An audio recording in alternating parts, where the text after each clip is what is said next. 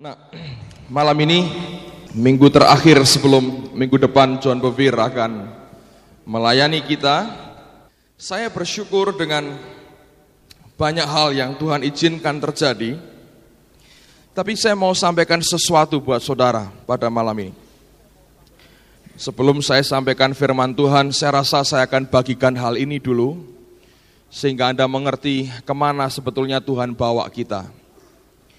Beberapa minggu yang lalu, ada impresi yang sangat kuat muncul dalam roh saya, saudara.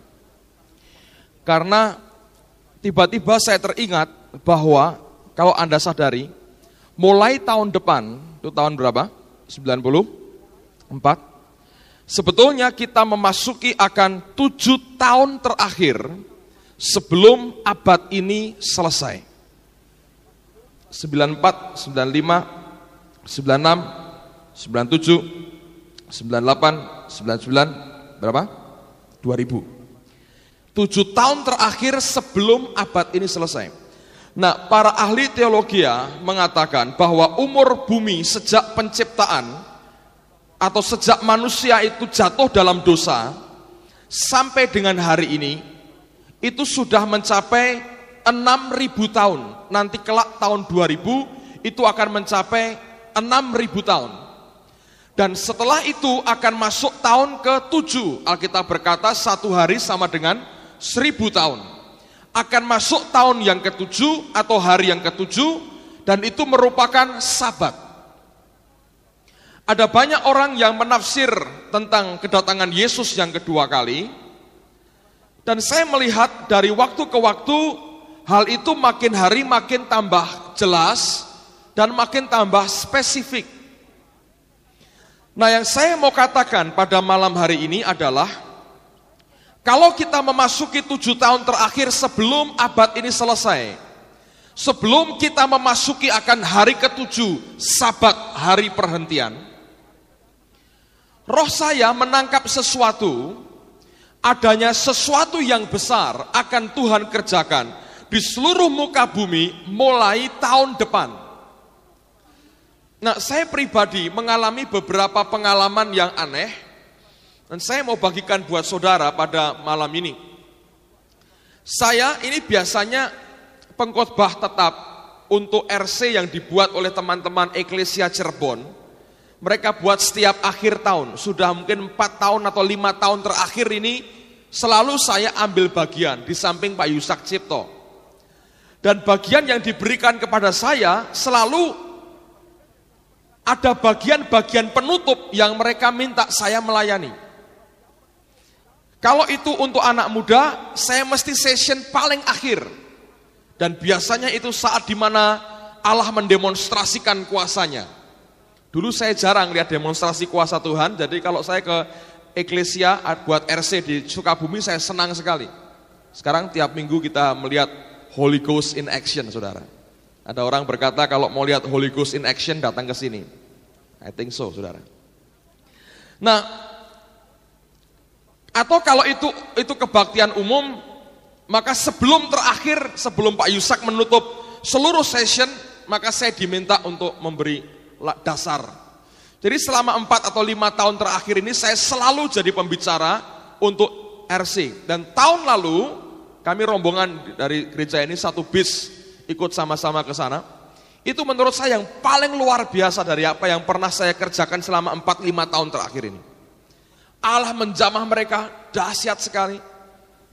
Tidak ada orang tumpang tangan, orang pada bergelimpangan. Beberapa teman lihat Pak Marso, Bu Marso yang di belakang tahu, dan Tuhan kerja luar biasa.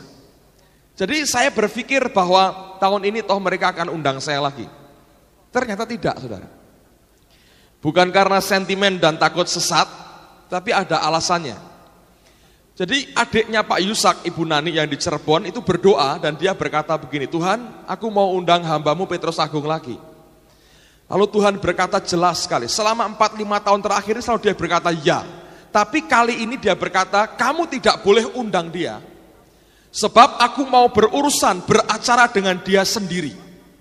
Jadi akhir tahun ini buat saya selama sekian tahun merupakan akhir tahun yang paling nyaman, dan saya akan pakai untuk menyendiri dengan Tuhan. Dan dia berkata, aku mau berurusan dengan dia sendiri.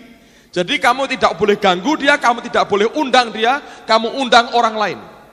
Tetapi yang aneh kemudian Tuhan berkata begini, kamu kumpulkan tim inti dari pelayananmu, itu hanya 12 orang, 6 pasang. Kamu undang Yusak Cipto, lalu kamu undang ini si Petrus Agung, suruh mereka mengimpartasi apa yang aku sudah berikan kepada mereka, lalu kalian akan terima berkat yang luar biasa. Nah bulan lalu Pak Yusak, bulan ini mereka minta saya datang. Mestinya mereka minta hari ini saudara, hari Minggu ini. Saya bilang tidak bisa Bu. Nah tapi ini suara Tuhan, saya bilang tidak bisa. Saya berkata karena ini juga pekerjaan Tuhan. Dan buat saya clear sekali, kalau saya tidak ada hal yang terlalu mendesak dan saya bisa pulang, saya mesti kebaktian minggu di tempat ini. Lalu karena kami dekat, dia ngomongnya sedikit mengancam, tanda petik. Bapak tanggung jawab sendiri loh, ini Tuhan yang bicara. Dan ini orang memang tajam saudara, Pak Yusak sendiri ngaku ini orang tajam sekali. Saya bilang, ya kita berdoalah, saya bilang. Saya diancam begitu ya ngeri saudara. Jadi saya berdoa, dia berdoa. Lama-lama yang ngeri dia sendiri. Dia berkata, wah lah, kalau saya yang salah gimana? Setelah saya paksa dia ke Cirebon, gak taunya Tuhan memang minta dia melayani kebaktiannya. Kan saya keliru sama Tuhan. Terus dikompromikan. Ya sudah kalau begitu buat Sabtu tanggal 13 kemarin, jam 5 sore sampai jam 12 tengah malam. Dan janjiannya begini, kalau Bapak gak ada yang antar, nanti pulang saya beri satu mobil sama sopir untuk antar Bapak pulang Semarang.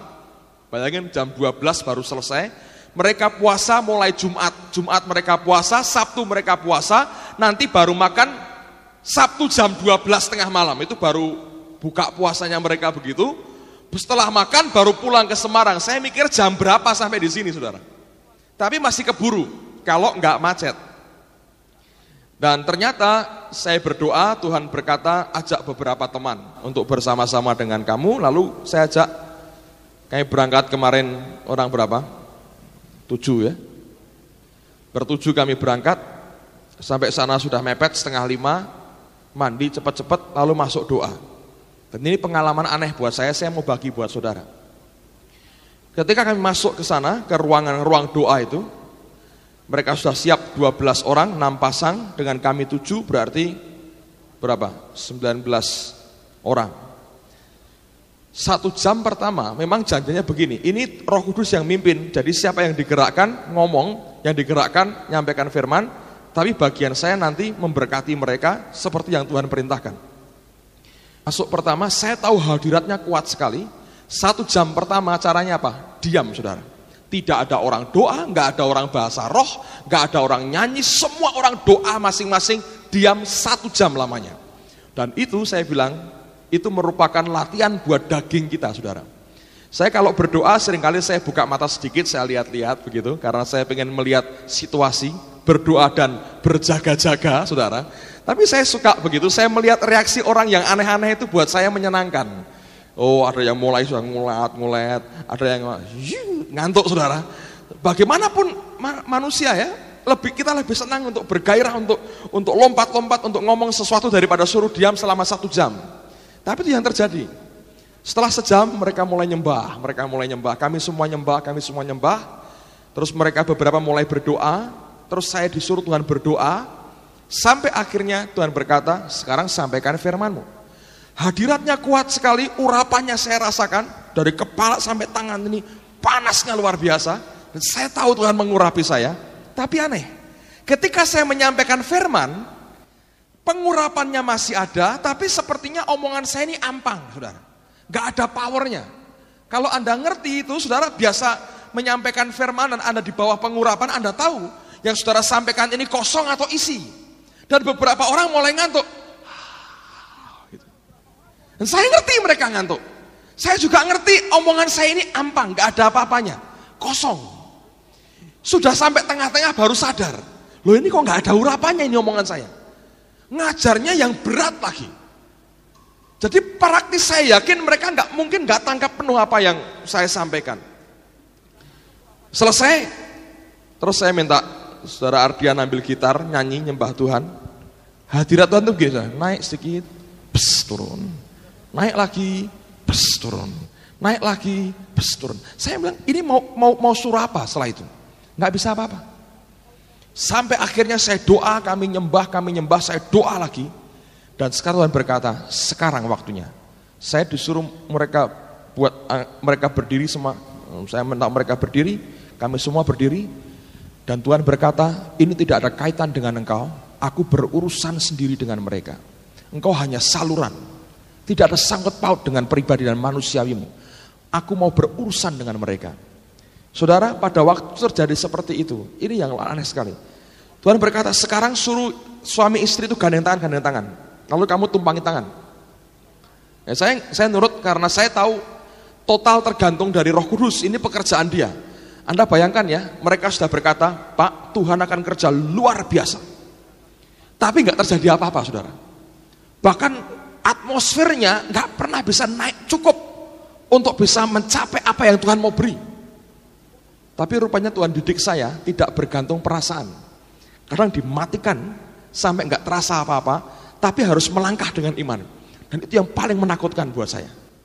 Kalau urapannya terasa, tangible, sampai ke fisik saya merasakan, saya melangkah dengan penuh keyakinan. Itu gampang sekali. Tapi ketika perasaan saya merasa sepertinya naik turun. Dan dia berkata, kerjakan. Itu yang membuat saya takut sebetulnya. Nah, kemudian setelah mereka gandeng tangan, Tuhan bilang, sekarang tumpangi tangan. Saya jalan gitu ya. Yang orang paling dekat ini, sebelah sini, istrinya jatuh keras sekali ke depan. Karena mereka gandeng tangan, suaminya ikut sampai ke bawah, saudara. Keras sekali, gemuk lagi orangnya. Buang. Udah. Nah, kalau gemuk itu jatuh nggak sakit, saudara. Kalau kurus jatuh klorak-klorak, gitu kira-kira. Tulang-tulang kering berderak.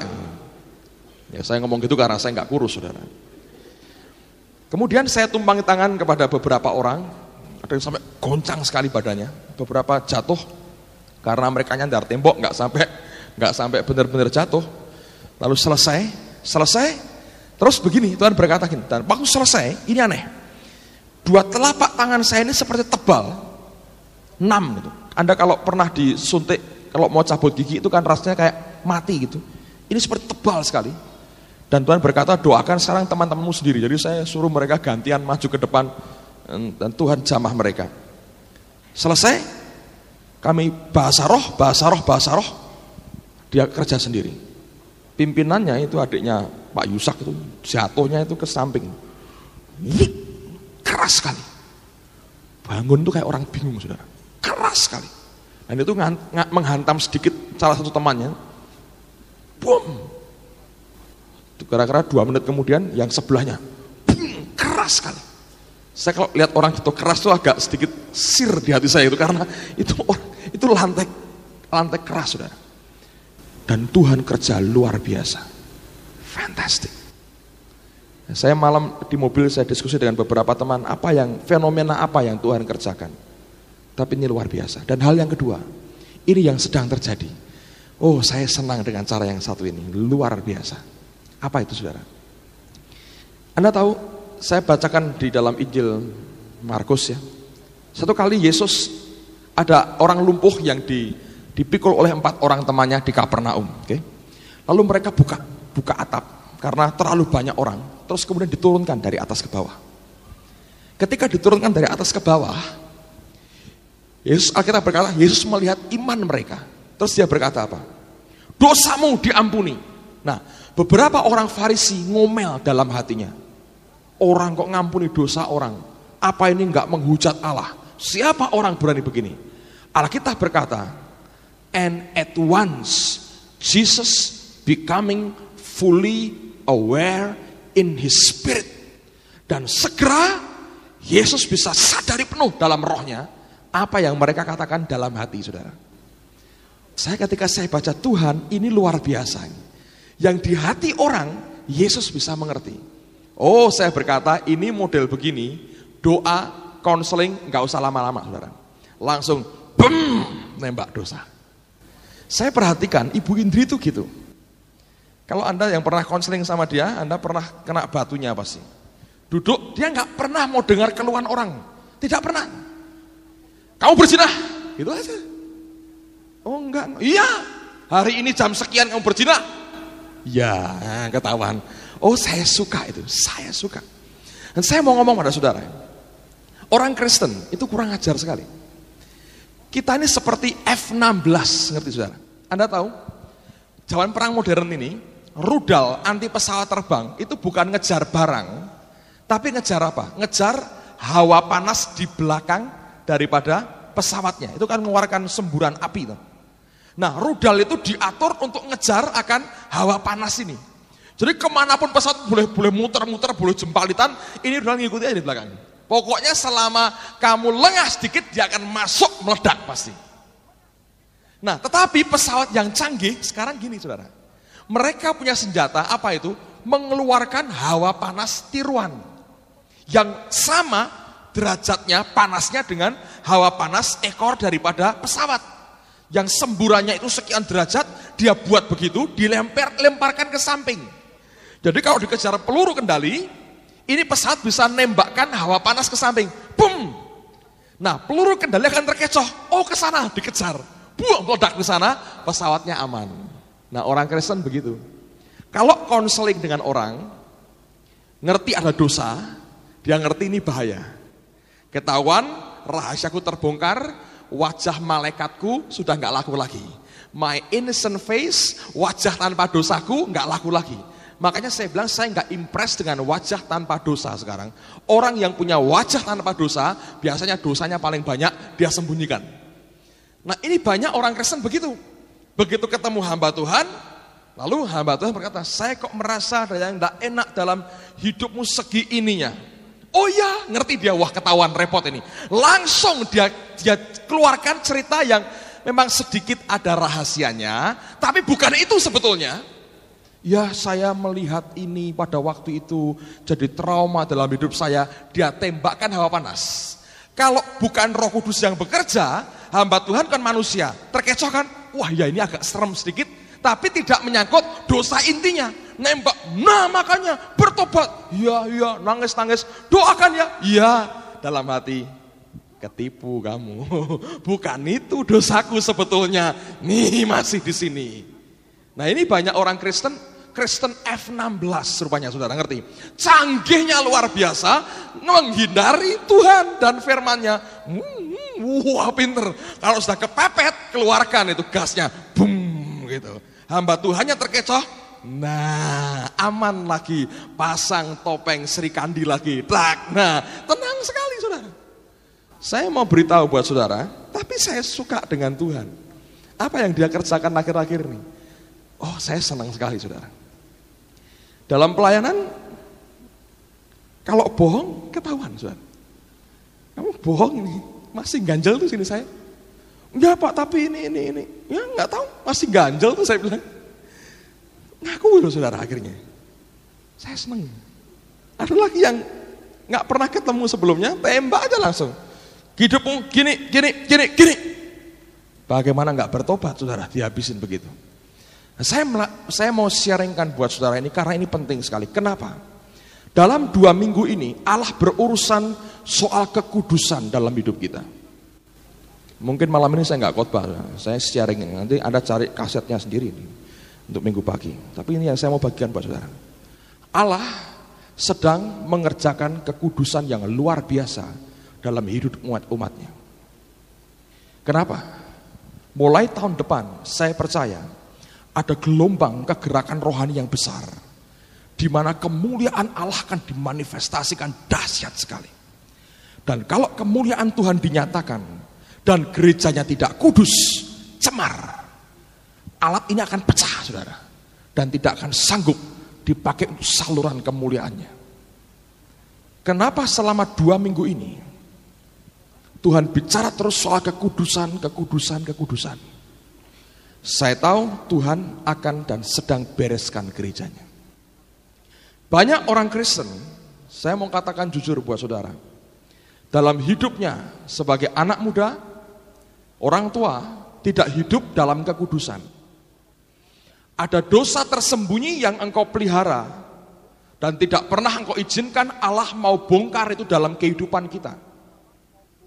Sekarang ini banyak orang yang hidup dalam kecemaran. Dan Dan saudara dengar baik-baik.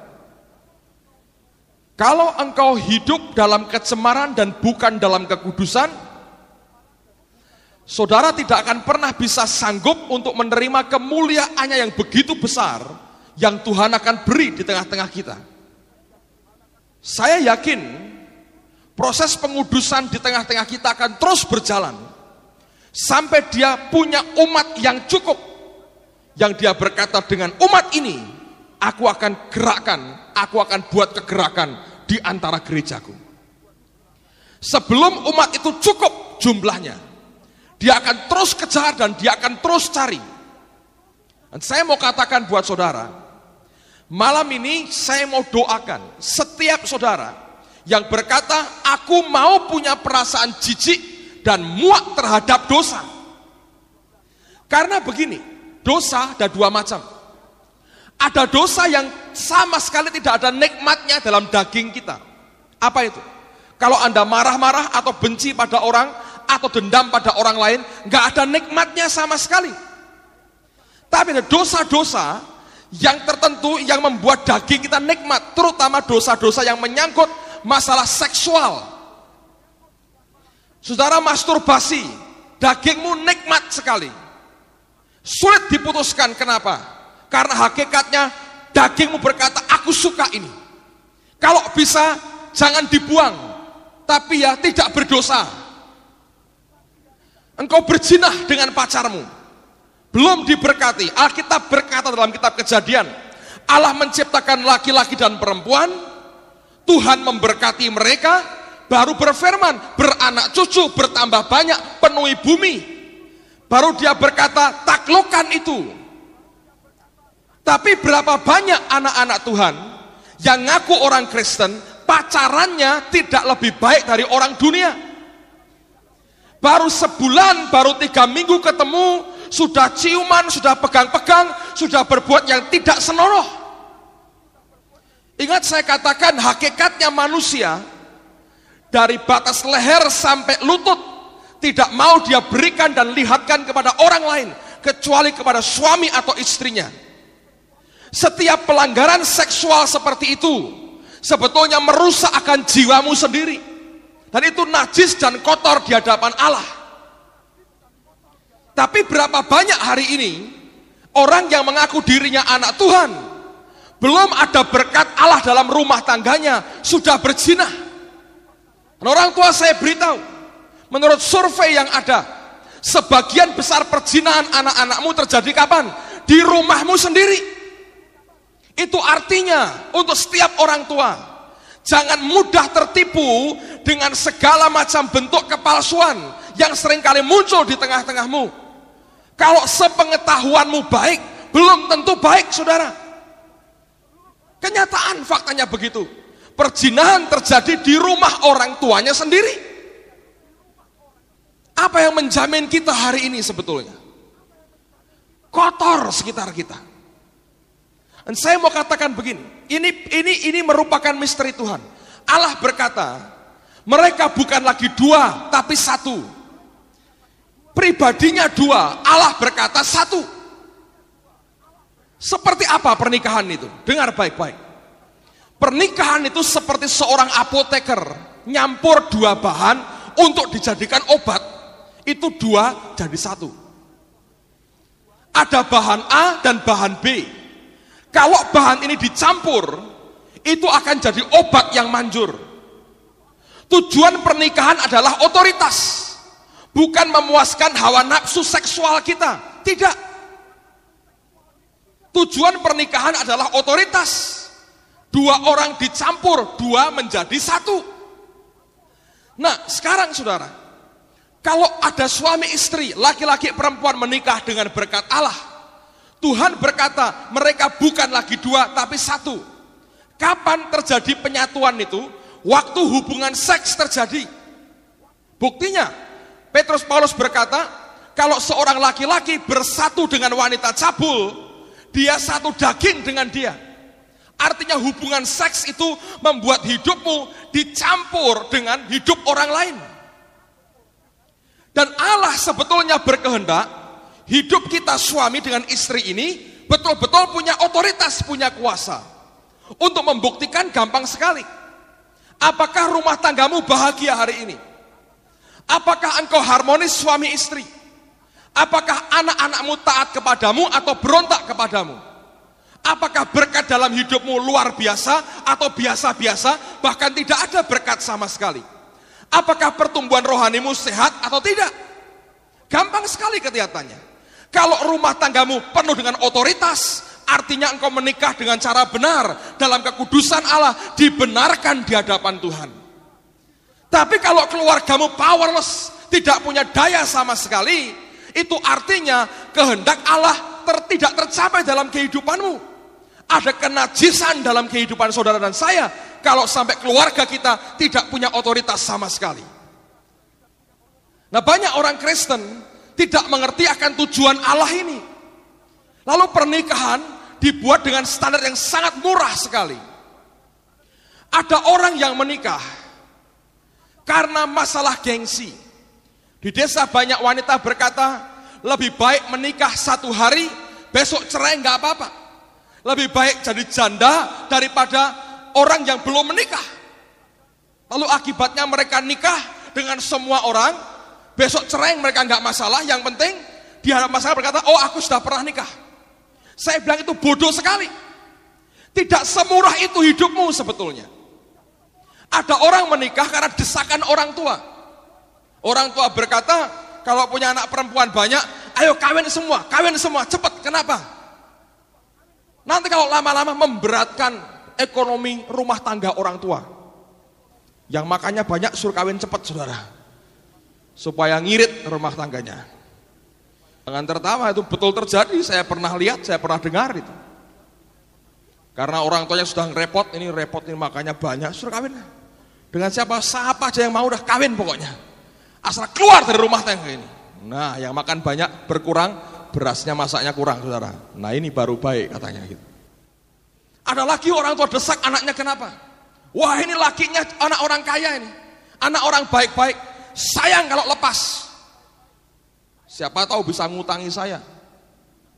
Cari besan yang kaya gitu. Supaya derajatnya naik. Tidak semurah itu pernikahan, saudara. Ada banyak orang menikah juga karena dorongan seksual. Dan punya konsep yang salah. Nontonnya film India, roman picisan, lihat orang begitu, wah larinya begini kalau pacaran. Nggak ada. Saudara.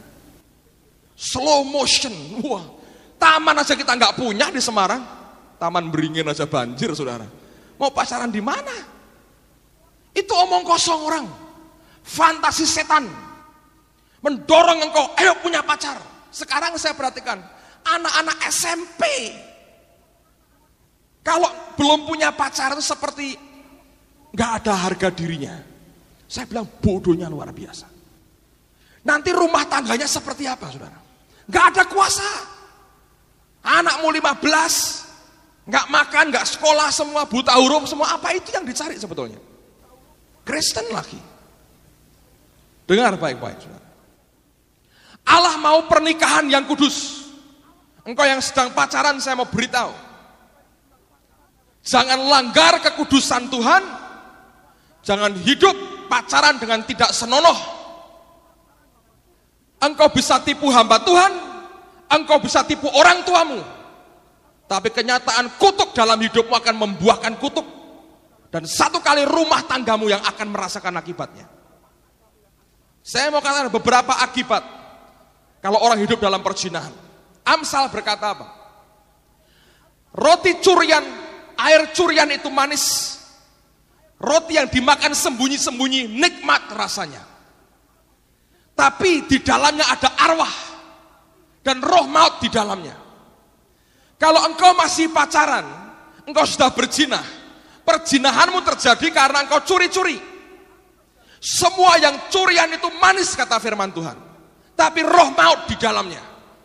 Nggak ada orang berkata, Pak saya mau pacaran, hari ini acaranya berzina Pak. Nggak ada, saudara. Nggak ada. Engkau umpet-umpetan. Kalau bisa seperti agak kayak detektif sedikit gitu. Nyusup dari belakang. nggak ketahuan orang tua, lolos, seneng indah karuan, saudara. Tapi dengar, kalau pacaranmu seperti ini, begitu engkau nanti kawin, engkau akan berhubungan dan tidak lagi curi-curi, dilegalisir, kenikmatan rumah tanggamu hilang. Lihat Amnon dan Tamar. Tamar diperkosa Amnon, begitu kemauannya tercapai, sembunyi-sembunyi tercapai. Dia bencinya luar biasa, melebihi cintanya sebelumnya. Berapa banyak rumah tangga setelah menikah justru hambar, kenikmatan rumah tangganya hilang sama sekali. Tidak ada kenikmatan dalam rumah tangganya, semuanya hambar dan tidak ada artinya apa-apa. Kenapa? Karena sebelumnya engkau pacaran tidak sehat, engkau najis, engkau kotor, tidak senonoh yang engkau buat, engkau kerjakan dengan sembunyi-sembunyi. Engkau pikir tidak ada orang tahu, tapi Allah mengerti. Setiap yang engkau tabur akan engkau tuai. Berapa banyak rumah tangga yang kemudian jadi hambar, dan cinta bahkan tidak ada. Bahkan kau berkata, kalau bisa aku nggak dapat dia. Kalau ribut berkata, mestinya aku nggak dapat kamu. Dulu lurah yang lamar saya, bukan RT kayak kamu. Itu saudara. Dulunya sembunyi-sembunyi, begitu dilegalisir, hilang semua kenikmatannya. Dosa yang menguasai, saudara. Nah, banyak orang Kristen berkata begini, wah itu kan masa lalu saya. Apakah setelah engkau berzina, lalu engkau menikah, berarti selesai dosamu? Tidak. Sebelum engkau bertobat dari dosamu itu, dosa yang engkau buat sebelum engkau menikah, perzinahan itu tetap ada. Sebelum engkau ngaku confess di hadapan Tuhan dan bertobat dengan pertobatan seperti Petrus dan bukan seperti Yudas. Banyak orang begini, saudara. Malah berzina. Setelah itu nanti kita kawin. Kan Tuhan Maha baik. Kita minta ampun, Tuhan mengampuni. Saya pernah dengar orang begini, saudara. Ini kumpul kebo, laki perempuan kumpul kebo. Setelah berzina, lakinya berkata, ayo kita berdoa minta ampun. Ya Tuhan, kami minta ampun dari semua dosa kami. Kami sekarang manusia baru, ciptaan baru. Yang lama berlalu, yang baru kini muncul. Haleluya, aku bersih, kami suci kembali. Amin. Begitu. Omong kosong. Besok berzina lagi, ngomong ngaku dosa yang sama lagi. Apakah itu pertobatan? Saya bilang tidak. Itu mempermainkan anugerah Allah dalam hidupmu. Sampai engkau hancur hati, engkau jijik. Engkau muak melihat perbuatanmu sendiri dan engkau menjerit kepada Allah, itu pertobatan yang sebenarnya. Alkitab berkata jangan mempermainkan Allah. Yang engkau tabur akan engkau tuai. Kenapa banyak hidup rumah tangga diberkati? Karena perzinahan. Maleakhi berkata, Tuhan berkata, aku tidak pernah mau terima persembahan dan korbanmu. Kenapa? Engkau berkhianat, engkau menyeleweng, engkau tinggalkan istrimu, engkau berzina dengan wanita lain, engkau berkhianat, kata Tuhan. Aku tidak mau terima persembahan daripadamu. Dan berkat Allah terhalang dalam kehidupan kita.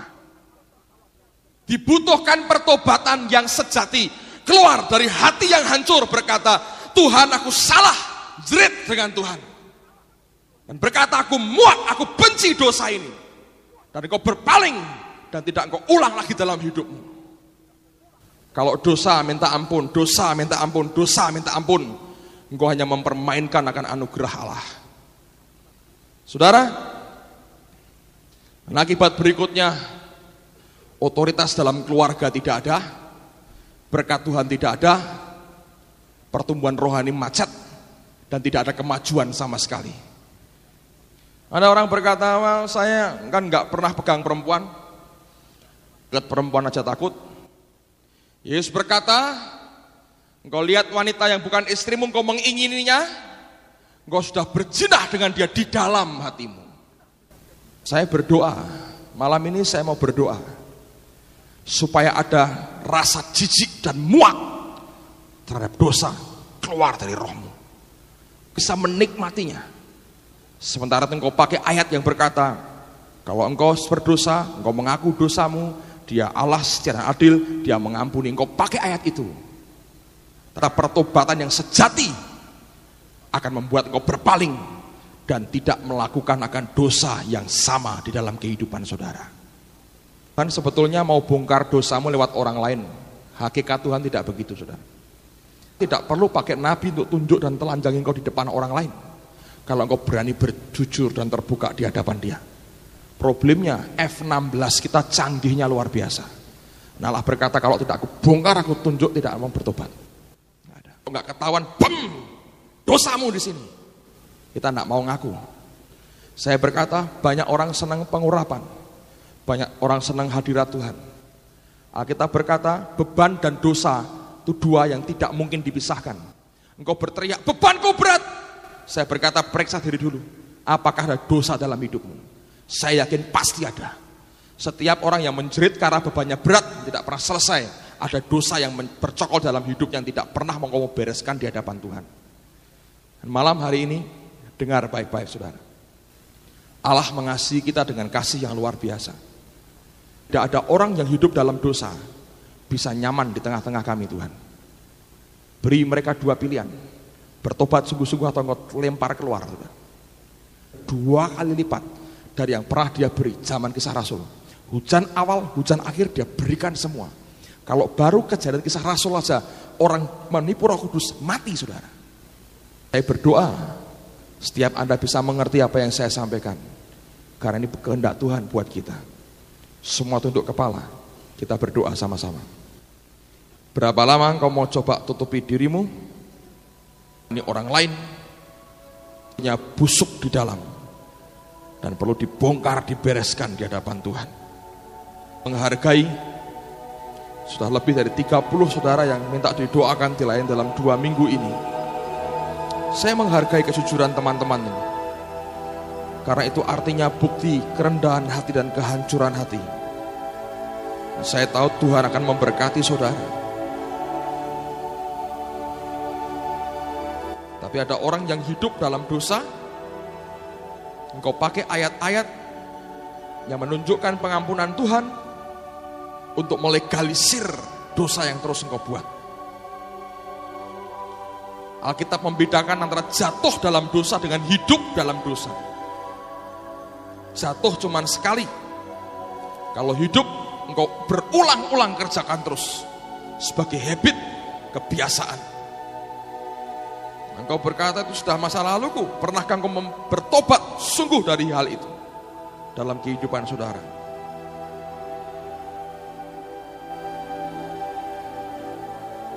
Doa saudara.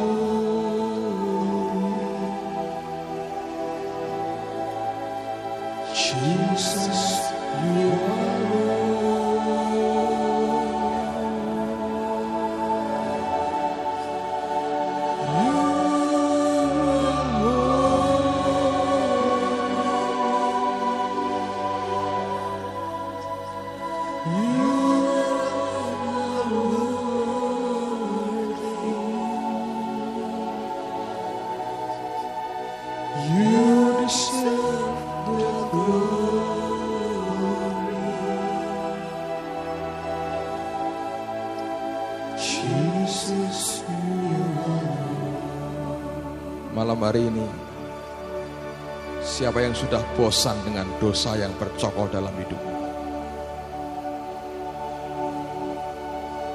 Engkau ingin lepas tapi tidak pernah bisa. Engkau sudah berdoa, sudah didoakan, tapi kembali lagi. Malam ini saya tidak berdoa untuk pelepasan saudara. Tapi khusus saya mau berdoa supaya Allah memberikan rasa muak dan jijik terhadap dosa. Yang lain tundukkan kepala dan tutup mata. Kalau ada yang berkata, Tuhan, Beri aku jijik dan muak terhadap dosa. Aku bosan dengan ikatan ini. Aku terus kalah.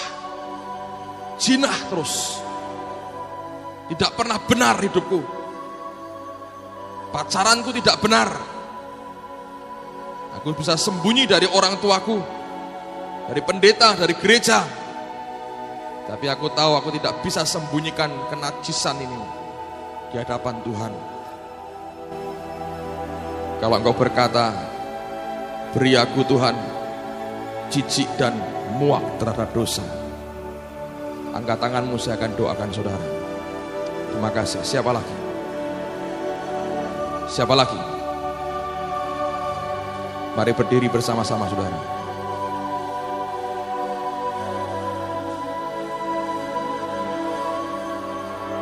Saudara yang mau didoakan, saya undang maju ke depan. Orang yang masih sombong, yang berkata aku tidak mau diketahui orang lain, tidak usah maju saudara. Ini tidak ada sangkut paut dengan hidup saya tidak pernah mau tahu dosamu apa, hidupmu seperti apa. Tapi yang Allah cari, hati yang menjerit, yang bertobat, berkata aku muak dengan dosa ini. Beri Tuhan kejijikan dan muak terhadap dosa. Cukup lama setan menginjak-injak hidupku. Sekarang waktunya aku minta Allah bebaskan dan merdekakan dari semua kenajisan yang ada.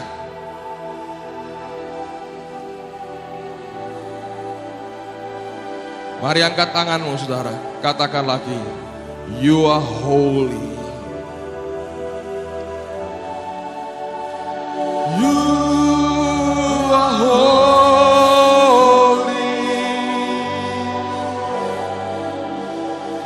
You alone are worthy. You deserve the glory. Jesus, you are Lord. You are holy.